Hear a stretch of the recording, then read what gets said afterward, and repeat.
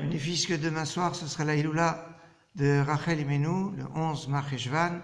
Je crois qu'il est nécessaire que je vous parle un petit peu de Rachel Imenu. Peut-être des quatre, on a quatre matriarches. Hein, les Maot, c'est Sarah, l'épouse d'Abraham, Rivka, Rebecca, l'épouse de Yitzhak, et Rachel et Léa, les épouses de Yaakov. Yaakov qui était marié, pas avec deux, mais avec quatre. Bon, les autres, c'était Bilha et Zilpa. On en reparlera une autre fois. Il y a quatre Imaot, Sarah, Rivka, Rachel et Léa.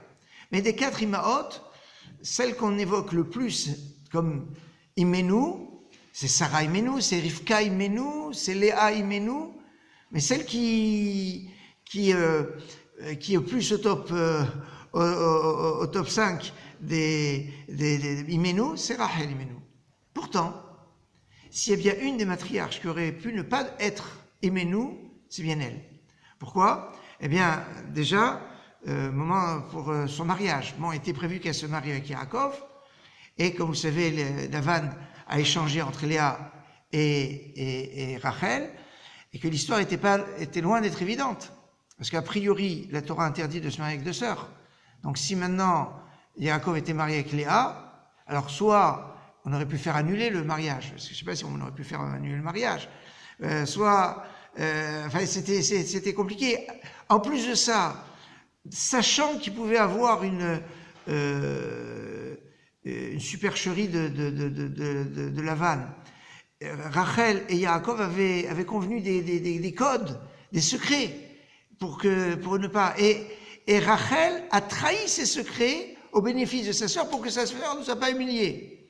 Entre nous, Yaakov, il aurait pu dire, écoute, quelle confiance je peux avoir en toi, puisque tu es prête à donner on avait fait ces secrets exprès pour ne pas risquer cette escroquerie de Lavan. Et toi, tu fais, reste avec ton père.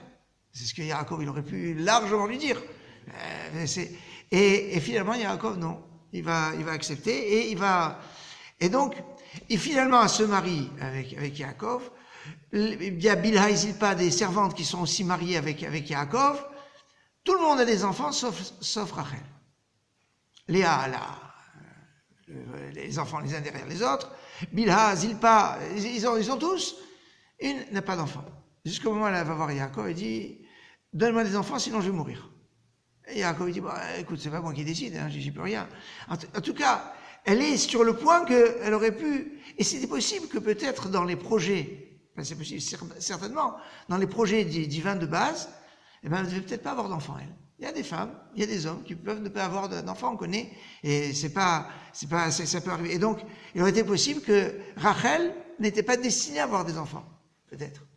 Bon, finalement, non seulement elle va en avoir deux, et en donnant naissance au deuxième, elle donne sa vie, puisque c'est en donnant naissance à Binyamin, à Benjamin, qu'elle est Niftera. Donc c'est aussi, en plus d'être la Hiloula de Rachel, c'est le jour de la naissance de Binyamin, et si c'est le jour de la naissance de Binyamin, c'est aussi le jour de la Hiloula de Binyamin.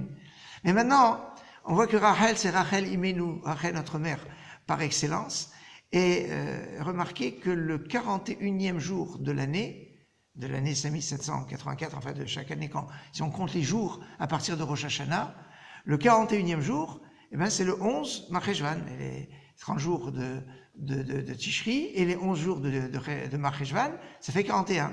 Et 41, c'est la valeur numérique du mot M, la mère.